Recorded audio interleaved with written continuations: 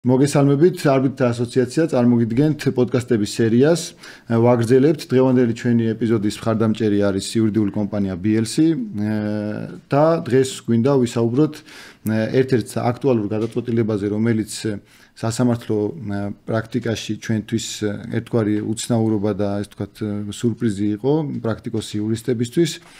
და ვფიქრობთ, რომ საზოგადოებისთვის საინტერესო იქნება, რომ განვიხილოთ ეს კონკრეტული გადაწყვეტილება, რომელიც 2023 წლის 11 მაისს არის მიღებული თბილისის სააპელაციო სასამართლოს მიერ და ჩემს თანაწამყვანს ქეთის ვთხოვ, რომ იქნებ რაზე ვსაუბროთ, რა გადაწყვეტილებაა მაყურებელს რომ აუხსნათ. კი ბატონო, მაყურებელმა რო იცოდეს, რაზე ვსაუბრობთ, ეს არის განჩინება, რომელიც მიიღო თბილისის სააპელაციო სასამართლომ.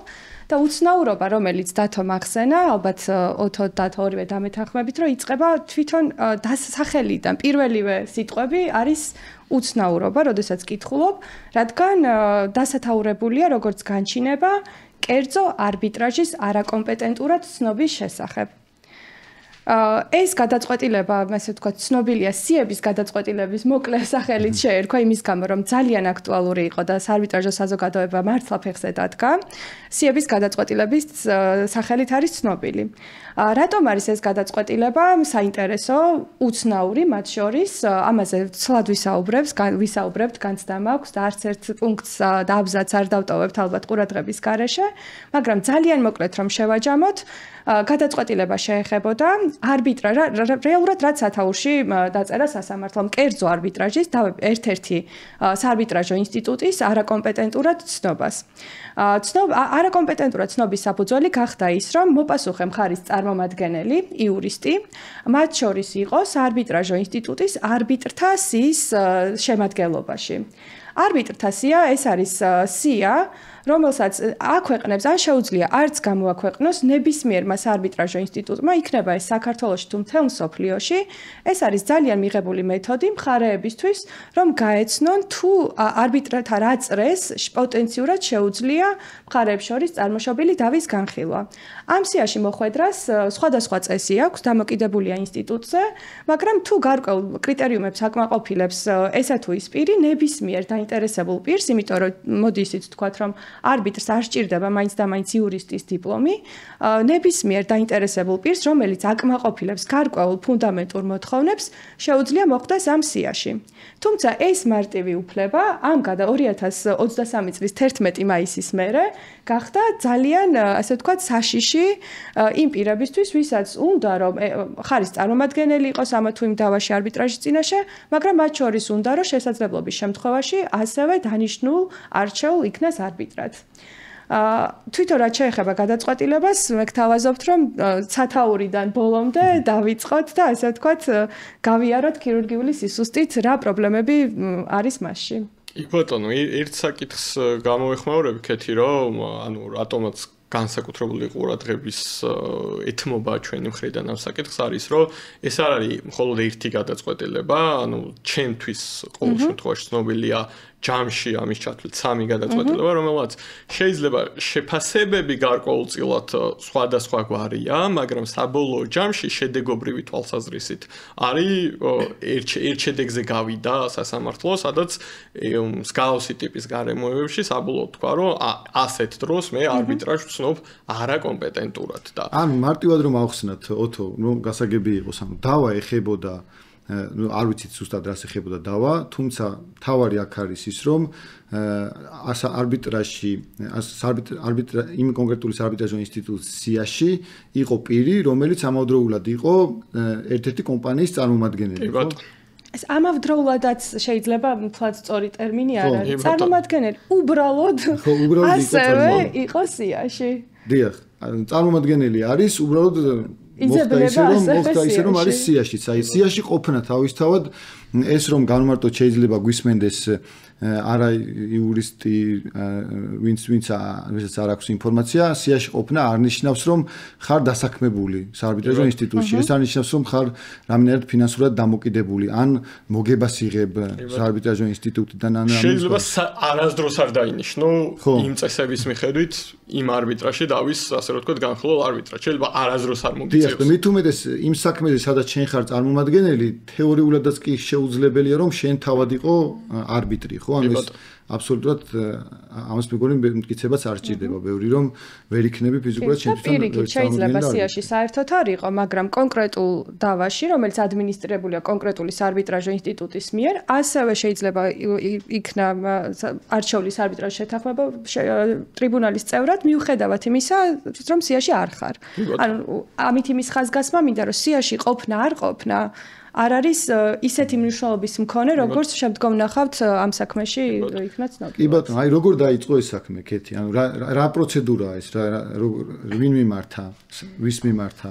კი ბატონო, აქ ოთო აღნიშნა, რომ მინიმუმ 3 საქმე იცის მსგავსი, რომელიც მსგავსი შედეგით დასრულდა. მაგრამ ამ საქმეა, კონკრეტულად ამ საქმეს ჩემთვის გამოარჩევს ის ფაქტი, რომ ერთ-ერთმა მხარემ მიმართა სააპელაციო სასამართლოს მაშინ, როდესაც საარბიტრაჟო ტრიბუნალი ჯერ კიდევ არ იყო შექმნილი, ჯერ კიდევ არ იყო წარმოშობილი ამ კონკრეტულ საქმეში. აი ეს ჩემი აზრით კიდე განსაკუთრებულ ელფერს ძენს ამ გადაწყვეტილებას.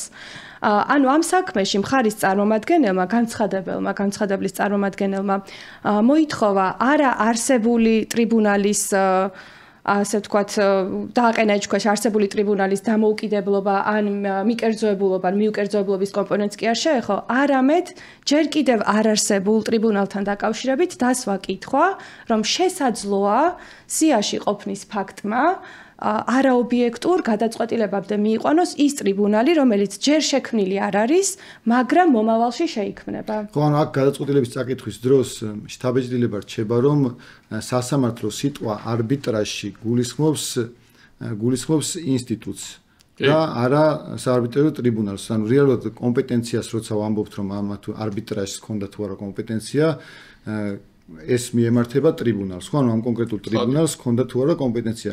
სასამართლო აქ ისე რომ ტრიბუნალი ჯერ არ არსებობს, ანუ აი მაყურებელს რომ განმარტოთ, ჯერ არ მიუმართავს მოსარჩელეს საარბიტრაჟო ინსტიტუტისთვის, მეორე მხარეს პასუხი არ წარუდგენია, არ შერჩეულან არბიტრები, ან არ დანიშნულა არბიტრი ამ ინსტიტუტის წესების შესაბამისად და ასე შემდეგ. ანუ ეს ყველაფერი ხდება, ამ ყველაფრის მიღმა პირდაპირ მიმართა სააპელაციო სასამართლოს. გვაქვს თუ არა ოთო სამოქალაქო საპროცესო კოდექსში ან არბიტრაჟის შესახებ კანონში მსგავსი პროცედურა, რომ პირდაპირ სააპელაციო სასამართლოს მიმართო? კი ბატონო. სანამ პასუხებ ერთ კითხვას მეც დაგისვა, ალბათ კიდევ უფრო ნათელი რო გახდეს. შეუძლია თუ არა სასამართლოს იმ გადაწყვეტილების მიღება, რაც ახლა ჩვენ ამოვიკითხეთ, იგივე საპროცესო წესების შესაბამისად და არბიტრაჟის შესახებ საქართველოს კანონის მიხედვით. კი ბატონო, რასაც ჩვენ ვიცნობთ არბიტრაჟის შესახებ კანონს და სამოქალაქო საპროცესო კოდექსის სპეციალურ თავს, რომელიც ეხება არბიტრაჟთან დაკავშირებულ საქმეებს, შეგვიძლია ცალსახად ვთქვათ, რომ მსგავსი ტიპის განცხადების პირდაპირ სასამართლოს მიერ განხილვა ეწინააღმდეგება საქართველოს მოქმედ კანონმდებლობას და მსგავსი ტიპის განცხადება არის დაუშვებელი.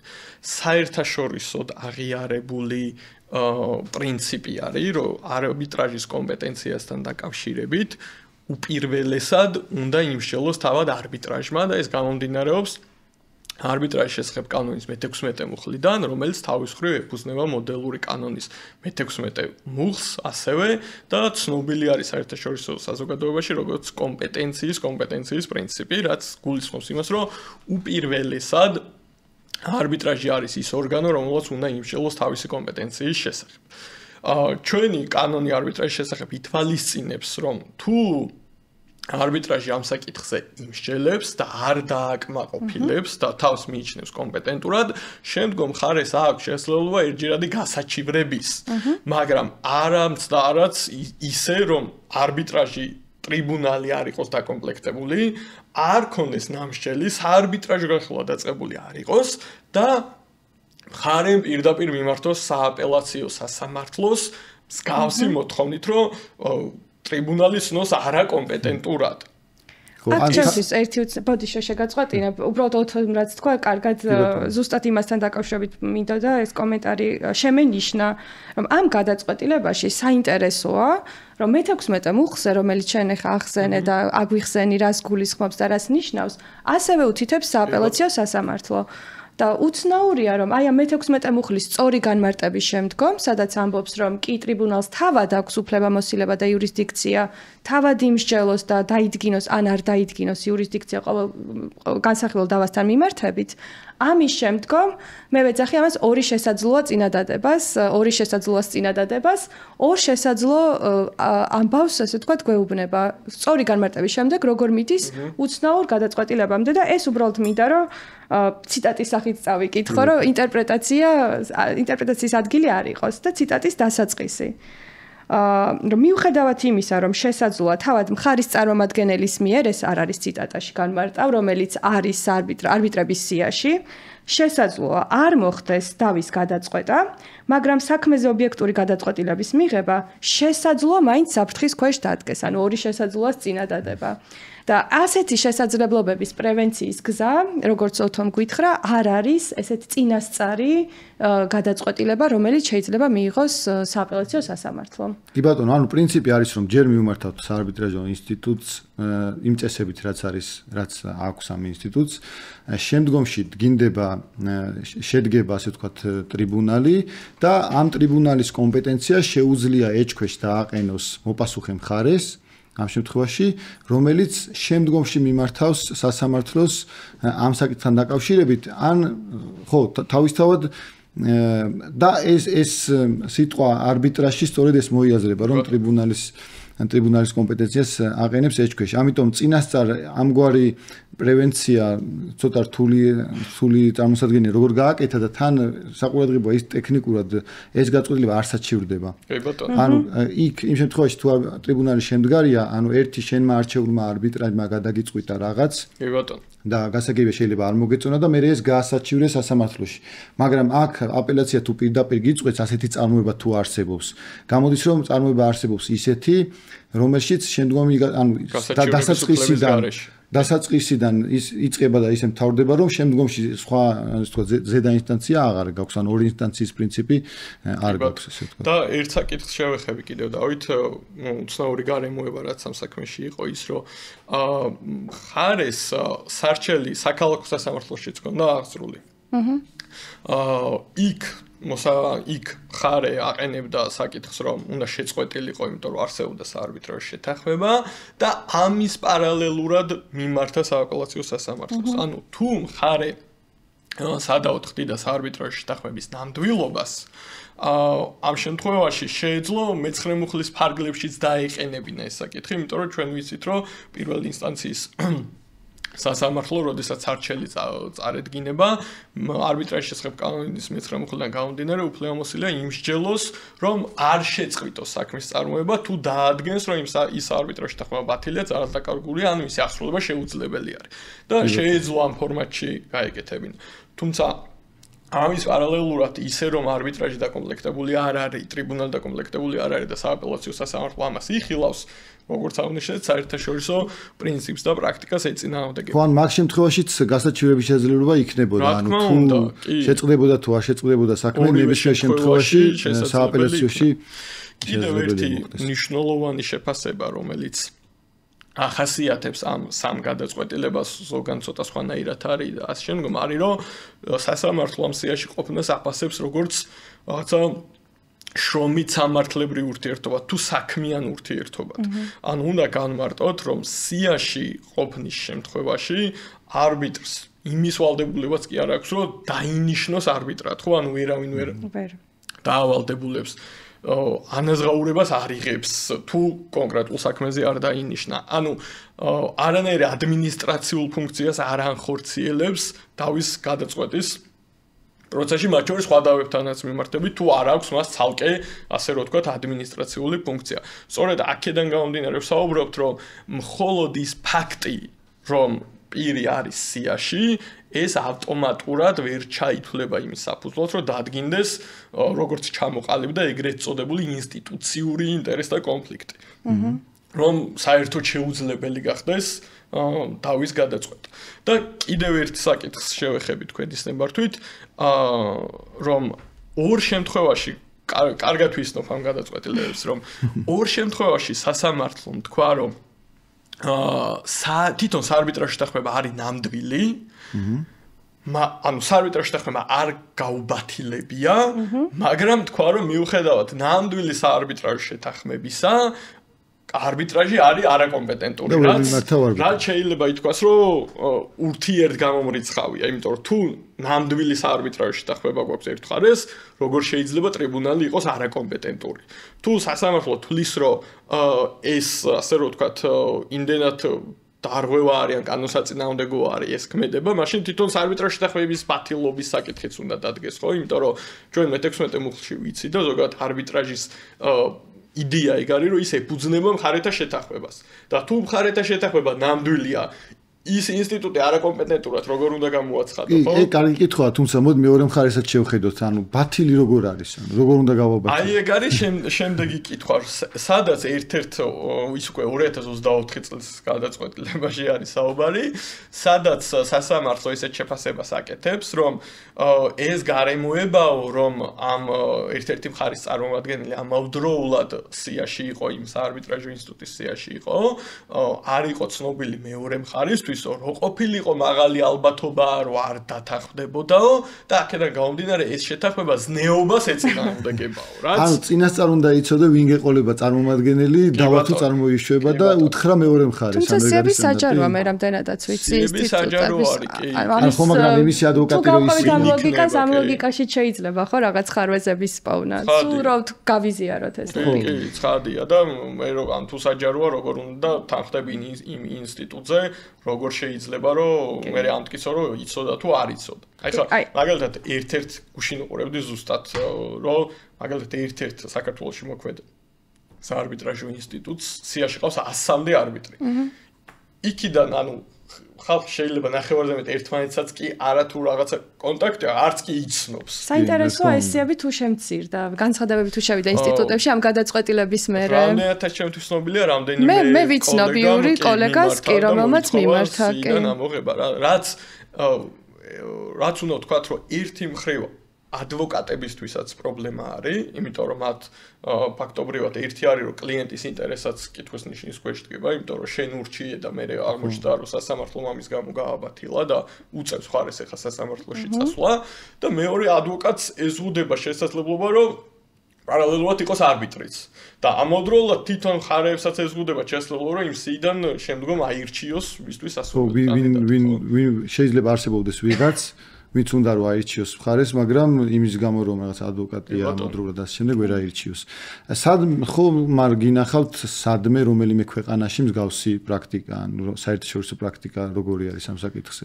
აი სანამ მაგას შევეხებით, რახან გადაწყვეტილებაზე დავპირდით კიდევაც ჩვენს მაყურებლებს და მსმენელებს, რომ განვიხილავდით ყველა შესაძლო მნიშვნელოვან პარაგრაფს, ერთ პარაგრაფზე მინდა თქვენი ყურადღება გავამახვილო და მე ალბათ კითხვითაც მოგმართავთ ის მიზანი, რაც ამ პარაგრაფშია დასახული, ხომ არ არის უკვე მიღწეული შესაბამისი რეგულირებით როგორც ინსტიტუციურ დონეზე, არბიტრაჟო წესების, ასევე საკანონმდებლოზე. რაც შეეხება უშუალოდ პარაგრაფს, ეს პარაგრაფი ძალიან მომწონს და მეცაც გეტყვით ვეთანხმები სრულად. თქვენ არ გაქვთ ესეთი პარაგრაფი ამ საქმეში? არა, იცი რა არის, ზოგადად სასამართლო გადაწყვეტილებას რო კითხულობ, ბევრ რაღაცას თეორიულ განმარტებას ეთანხმები, მაგრამ მე აღმოაჩენ რომ აბსოლუტურად სხვა მე-16 მუხლზეც იგივე იყო, ხო? არის ხოლმე თორე თეორიულ განმარტებებს შეიძლება ძალიან ბევრს ვეთანხმები. ეს არის ჩემი აზრით ძალიან ლამაზად დაწერილი თეორიული განმარტება და ამ აბზაცში სასამართლო გვეუბნება, რომ ის მიუთითებს, რომ მოვლენათა, ეს არის ციტატა, გარეგნულად გამოჩენის ფორმას, აღქმას უდიდესი მნიშვნელობა ენიჭებაო. მე მგონი ამით და ანუ ამით ეხმიანება ის დაახლოებით 100 წლით ადრე დაწერილ სიტყვებს ლორდ ჰიუარდის, რომელმაც თქვა რომ მართლმსაჯულება არა მხოლოდ უნდა განხორციელდეს, არამედ უნდა ჩანდეს რომ ის ხორციელდება. ამ სენტიმენტსაც იზიარებს სასამართლო და მე გვეუბნება რომ არაობიექტური არბიტრაჟი არ უნდა იწევდეს საზოგადოებაში უნდობლობას და კვალიფიკაციასთან და დამოუკიდებლობასთან დაკავშირებით ნდობა ჩამოყალიბდება მხოლოდ ისე თუ მივიღებთ ამ გადაწყვეტილებასო და აქვე ამბობს რომ ასეთ შემთხვევაში არბიტრაჟში საქმის განხილვის ობიექტურობა ეჭქვეშ დგებაო.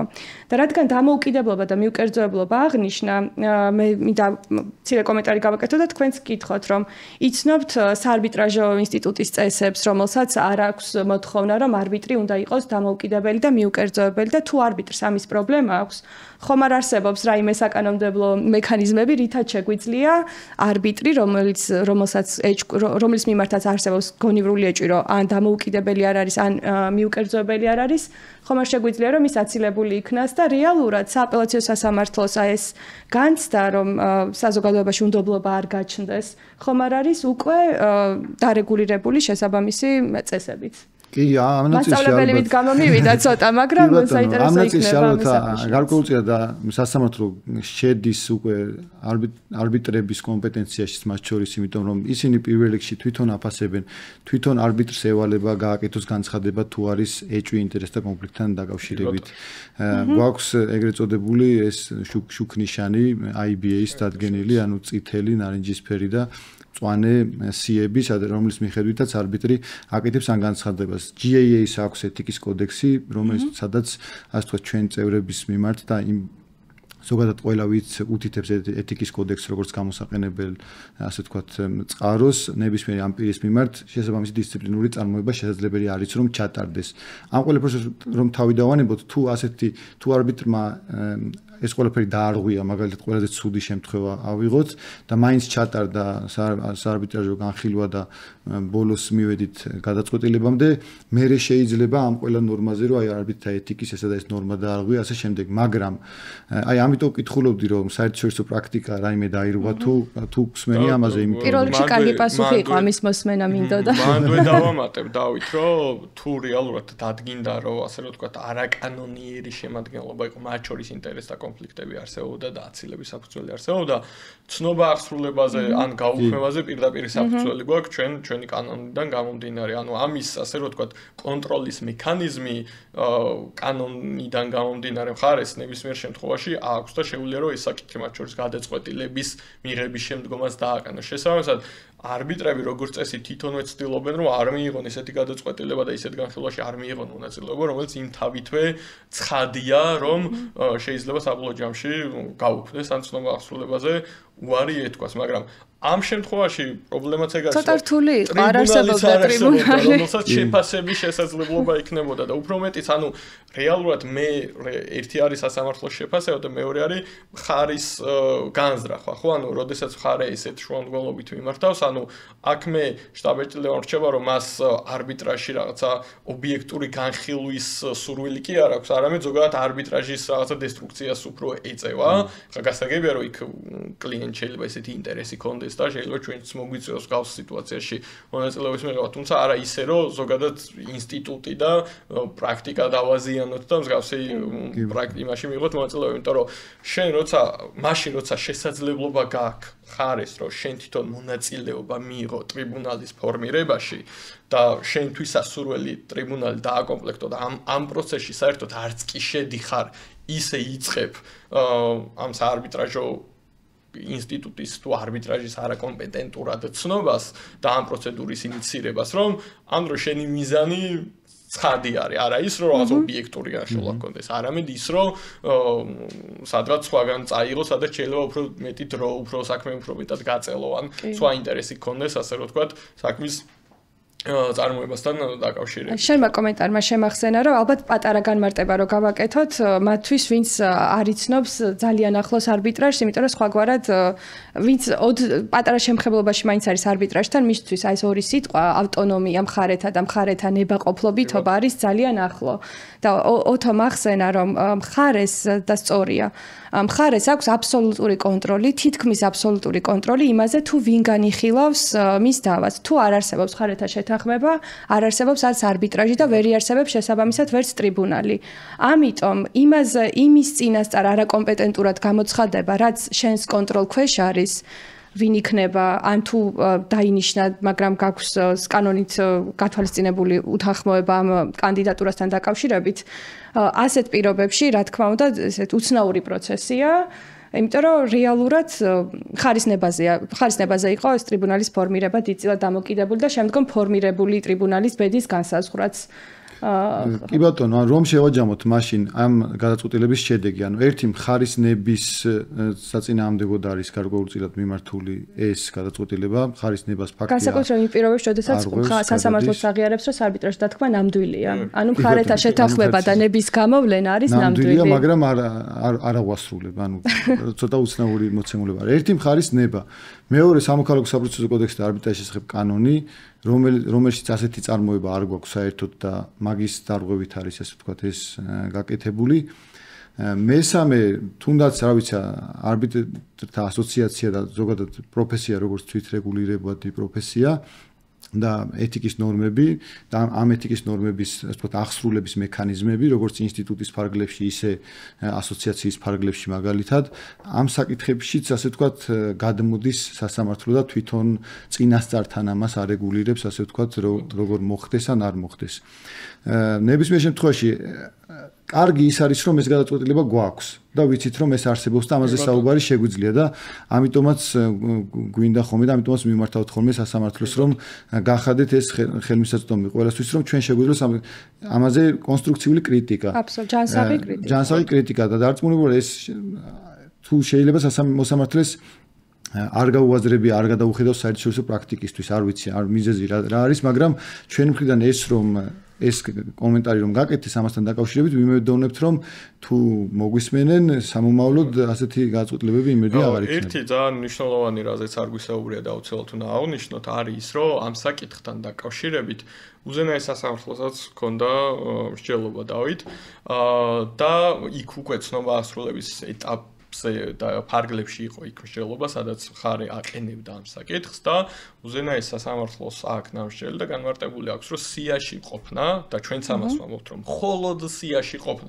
ცხადია, იქ თუ სხვა გარემოებებიც ამას ებმის სიაში ყოფნასთან ერთად, იქ ასე რომ ვთქვათ, ადმინისტრაციული თანამდებობა იქნება არბიტრაჟო ინსტიტუტში თუ სხვა გარემოებები. მაგ შემთხვევაში სიაში ყოფნა არაფერს არ შეშლია. იმ სხვა გარემოებების გამო იყოს რაღაცა დამატებითი გარემოება, რომელიც შეიძლება რაღაცა ეჭვის ზრდიდეს და ყველაფერს ერთად უთითებდე და რაღაცა ერთობლიობაში აფასებდე, მაგრამ უზენაეს სასამართლოს თუ არ ვწდები 2021 წლის გადაწყვეტილება არის, პირდაპირ აქვს გაკეთება განმარტება, მათ შორის მითითებული აქვს IBA-ის გაიდლაინებზე ინტერესთა კონფლიქტთან დაკავშირებით, სადაც უთითებს, რომ ეს არ შეიძლება ჩაითვალოს ისეთ ინსტიტუციურ ინტერესთა კონფლიქტად, რომელმაც შეიძლება არბიტრაჟის გადაწყვეტილების გაუქმება, ცნობა აღსრულებაზე უარი ან ზოგადად აცილების საფუძველიც კი. ანუ რაც ჩამოთვალეთ კანონი, ასე ვთქვათ, ეთიკის კოდექსი, მხარეთა ნება, ამასთან ამ ყველაფერთან ერთად სასამართლო პრაქტიკასაც ეწინააღმდეგება. უზენაეს სასამართლოს 2021 კიდე ერთხელ ვიმეორებ, თუ სწორად 2021 წლის გადაწყვეტილება არის, სადაც ამაზე არის რეალურად ჯელობა და ანუ რეალურად მოცემულობა გვაქვს, რომ სააპელაციო სასამართლო ადგილობრივ დონეზე განსხვავებულ პრაქტიკას ადგენს უზენაესის მიერ დადგენილ პრაქტიკასთან მიმართებით და შეჯამების სახით აღნიშნავდი, რომ ეს გადაწყვეტილება ჩემი აზრით ერთი დასაშვებობის კუთხით ჩემი აზრით საერთოდ არ იყო დასაშვები, მეორე შინაარსობრივი შეფასების კუთხით, რომ სასამართლოს კვალიფიკაცია, რომ ეს არის შრომით სამართლებრივი ურთიერთობა აბსოლუტურად ეწინააღმდეგება არსებულ საერთაშორისო პრაქტიკას, ტენდენციებს და იმ ურთიერთობის, ასე ვთქვათ, შინაარსს, რომელიც არსებობს ინსტიტუტს და მის მიერ, ასე ვთქვათ, დალისტულ არბიტრს შორის და მესამე, რასაც ყურადღებას გავახვილებოდი, საბოლოო შედეგი, რომ საარბიტრაჟო შეთანხმების ნამდვილად გამოცხადება და შეფასება და ამ დროს საარბიტრაჟო ტრიბუნალის არაკომპეტენტურად ცნობა, არარსებული საარბიტრაჟო ტრიბუნალის მათ შორის, არარსებული საარბიტრაჟო ტრიბუნალის ურთიერთსაწინააღმდეგო არის. კი ბატონო. კარგით, მადლობა მეგობრებო, იმედი მექნება, რომ ასე ვთქვათ, სასამართლო ამ საკითხებს ჩვენს მიერ გაკეთებულ კომენტარს გარკვეულწილად დაიზიარებს და მსგავს გადაწყვეტილება აღარ გვექნება, იმიტომ რომ მართლა ხელს უშლის ასეთი გადაწყვეტილებები არბიტრაჟის განვითარებას ქვეყანაში. მადლობა. მადლობა.